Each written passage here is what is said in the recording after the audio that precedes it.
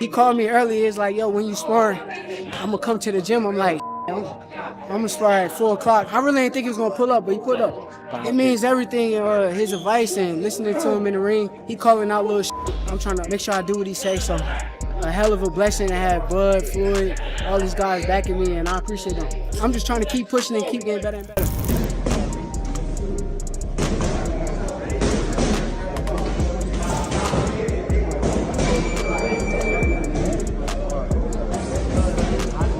The most skillful fighter at 135 will be hands down Shakur Stevenson. When you hear that Floyd Mayweather Jr. has been working with Shakur Stevenson ahead of the Teofimo Lopez fight, it doesn't feel like a headline grab. It feels like a line move, quiet, deliberate, and strategic.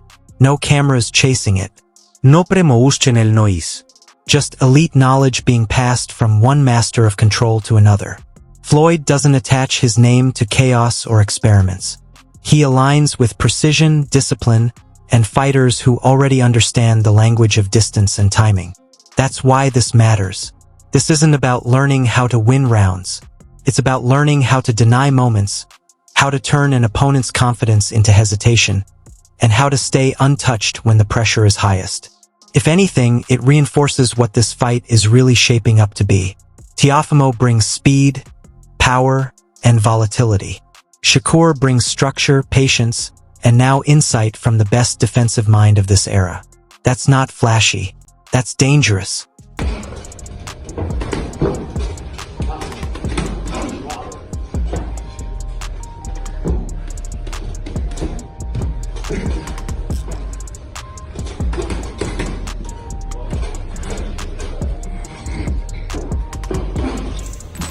Oh, it was so amazing. It was, but now I'm kind of so used to like, yes, it feels so normal. Like, honestly, that's why me and like Floyd is so like close now, because it's like I'm a genuine person, and he don't like he like genuine people around. So, do you think he sees a lot of you in himself? Yeah, he do. I know he do. But like I said, I feel as though I appreciate them guys. I appreciate them. I really don't even look at them like how everybody else look at them. I look at them friends. Yeah, like it's like cool people. Floyd, Shakur, and Terrence Crawford aren't just friendly. They share a language inside the gym. A language built on timing, discipline, and a deep understanding of how fights are actually won. When Floyd pops into Shakur's camp or Bud's camp, it isn't about spotlight or control. It's about sharpening edges that are already dangerous. He's not there to reinvent Shakur. He's there to refine him, to stress the microscopic details, the inches, the pauses, the decisions that separate simply winning rounds from stealing them. That's Floyd's real value. Not flash, not motivation speeches, just precision. And when fighters like Shakur and Bud listen, it tells you everything. They're not chasing hype. They're stacking advantages. Quietly, deliberately, and those are the kind that only show up when it matters most. So Floyd, when you think about the fighters who are fighting now, can you give me your 1, 2, 3, 4, and 5 when it comes to the lightweight? The lightweight, who you would put where? Well, you got guys fighting between 130, 135, and 140. They stack, around that area. So, I mean, as of right now, skills that pay the bills. The most skillful fighter at 135 will be hands down Shakur Stevenson. And what is it about him? Because I know he have a lot of good attributes, but do you think he has enough power to sustain? Well, it's really all about skills. Pernell Whitaker wasn't a huge puncher, but he was, very exciting, very tough, and he fought everybody. And Shakur is trying to do the same thing. He want to fight the best they got out. Foot placement, punch economy, defensive posture when the pace heats up. The stuff casual fans don't clock, but fighters feel immediately when they're in front of you. That's Floyd's world. He's always been willing to give real game to fighters who respect the craft. Not because he owes anyone, but because he recognizes how rare true discipline is when it's done right. And that's why his presence around Shakur matters. It's not about copying a style or trying to turn Shakur into a Mayweather clone. It's about reinforcing a mindset, staying calm when the opponent is loud, staying precise when the moment gets heavy, trusting positioning over emotion, decisions over reactions. That kind of influence doesn't show up on pads or highlight clips. It shows up in round 8, when legs are tired, the crowd is restless, and the fight is begging you to rush. That's where Floyd's voice echoes the loudest. What's the sort of last couple from me? What's the sort of best bit of advice he's given? You've obviously got so many people you can call on. You're in a very fortunate position like that, and you've got a strong team. What's the sort of best bit of advice he's given you in this game? A lot of advice he would give me is like boxing related, and he always wanted to show me like little tricks and little things that I could take with me. And that's why I fuck with Floyd heavy, because a lot of people be hating on him, but they don't understand he really like a real dude. And you know what's even crazier? A lot of people be seeing him like when he around, he come with like 15, 16 people. I swear he had to be at the gym with like 2 or 3 people. 2 or 3 people chilling. It was a normal vibe for him. It was regular. He was comfortable, and I think that side of Floyd, I think that's the side of... When fighters at this level stop guarding tricks and start sharing language, it's because the goal isn't survival anymore. It's mastery. Cross-pollination only happens when egos are quiet and intent is loud. That's when something serious is being built. And once you hear Floyd sharpening Shakur's blade, the conversation has to shift to someone who's actually lived on the other side of that storm. Someone who knows what it feels like when timing disappears, when reads come late, and when the calm guy across from you never changes his face. Because that's the real test here. Not speed versus speed.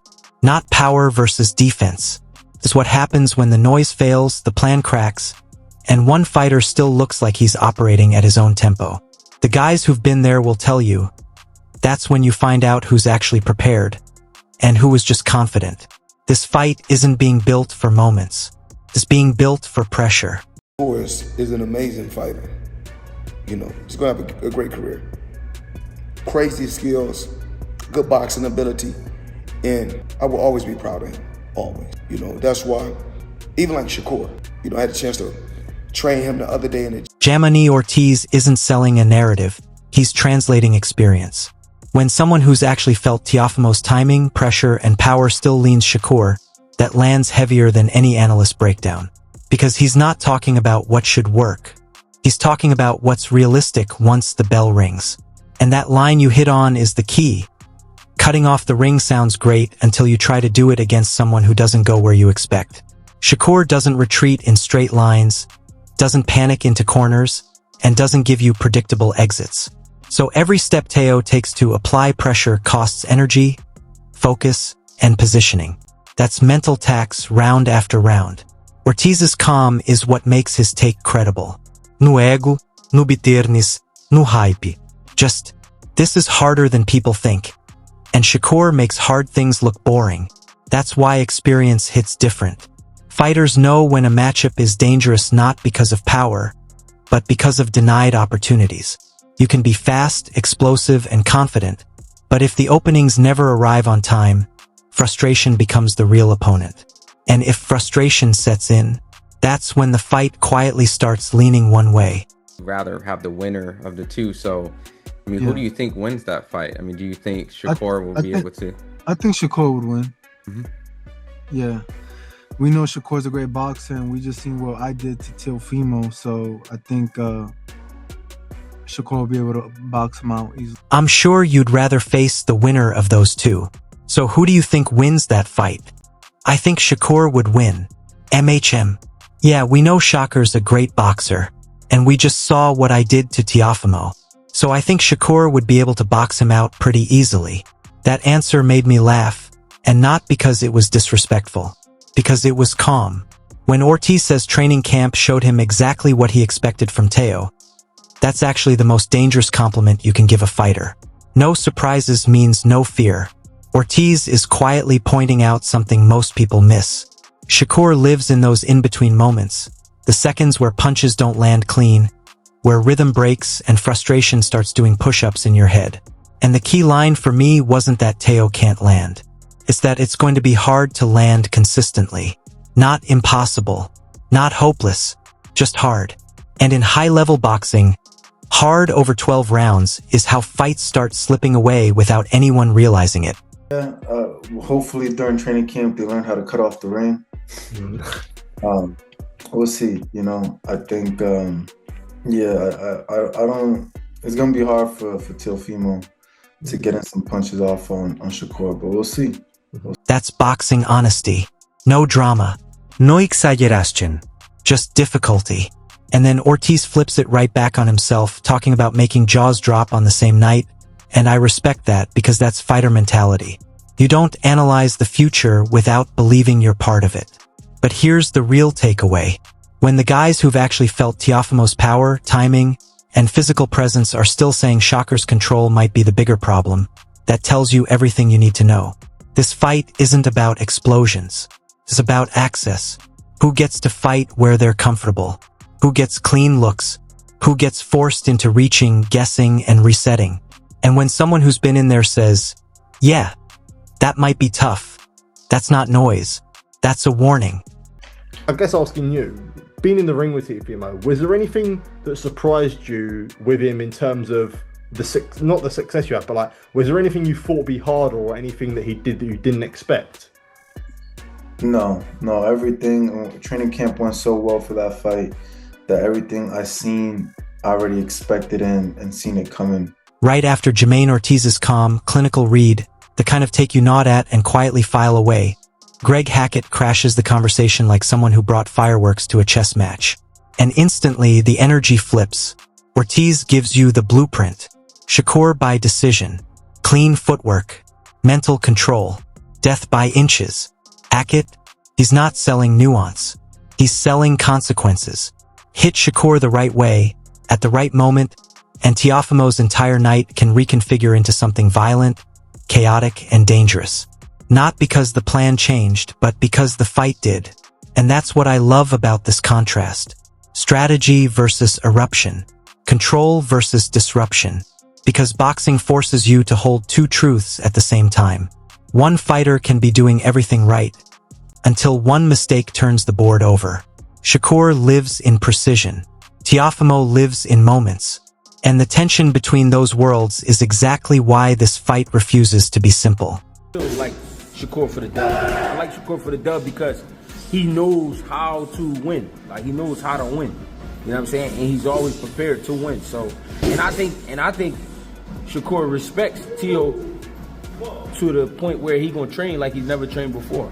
Because this is a great fight for him. This is probably the best fight of his career up to date. Even though he's been in some great fights, this is probably the best opponent. Yes, Shakur is surgical. Hard to touch, harder to rush. And yes, Teofimo can detonate in a sequence that makes careful game plans feel fragile. So when Greg Hackett starts talking about volume and urgency, 1,000 punches, relentless pressure, ripping confidence straight out of a man's hands, you can hear what he's really doing. He's not predicting the fight analysts are politely sketching. He's trying to manufacture a different one. Because we can't ignore the arithmetic of combat. One clean change of rhythm from Teofimo, one moment where the timing breaks, and suddenly the default fight becomes optional. That's how chaos enters. That's why Hackett's bluntness matters. He doesn't romanticize boxing poetry. He talks street-level mechanics, the ugly, uncomfortable truths that actually win fights. My hot take? Stop pretending this is just style versus style. This is will versus will, disguised as technique. And that's exactly why it's dangerous. We're going the opposite. So what I hear you saying is, when you're tracking the guy down and getting out of the habit of loading up one shot, that means you got to take smaller steps and put smaller shots together. You know what I'm saying? So in a sense where Teo like to jump, you got to stop that jumping. You know what I mean? Take smaller steps, inch in behind smaller jabs, smaller right hand. You want finesse? Bring Shakur. You want broken rhythm and panic?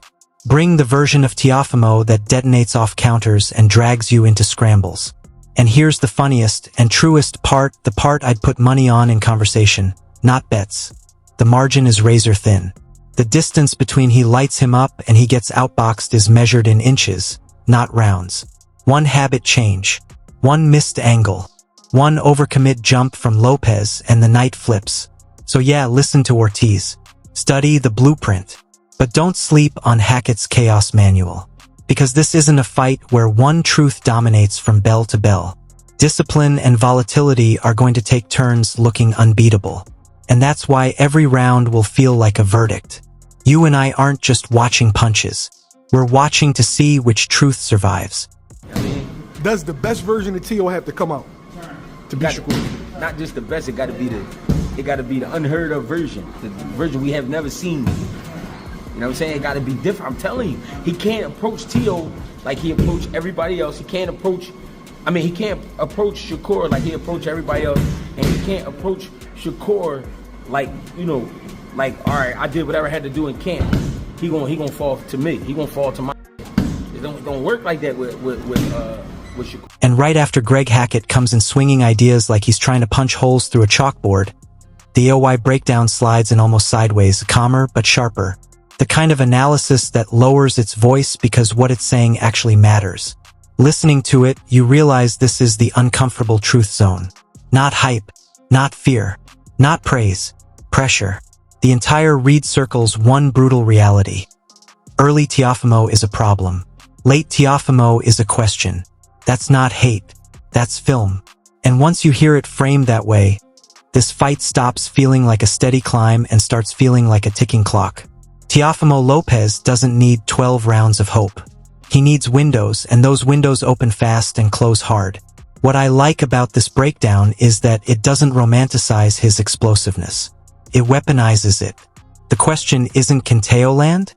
Can he force Shakur to acknowledge him early?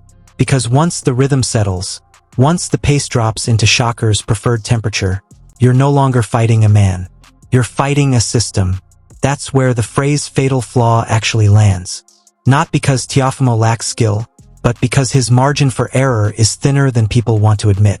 Early pressure isn't optional. It's oxygen. Miss that window and suddenly every bounce, every reset, every deep breath belongs to the other guy. If you love boxing, powerful punches, and real fight breakdowns, make sure to subscribe to VIP Punch. Hit the like button, drop your thoughts in the comments, and share this video with true boxing fans. VIP Punch, where every punch matters.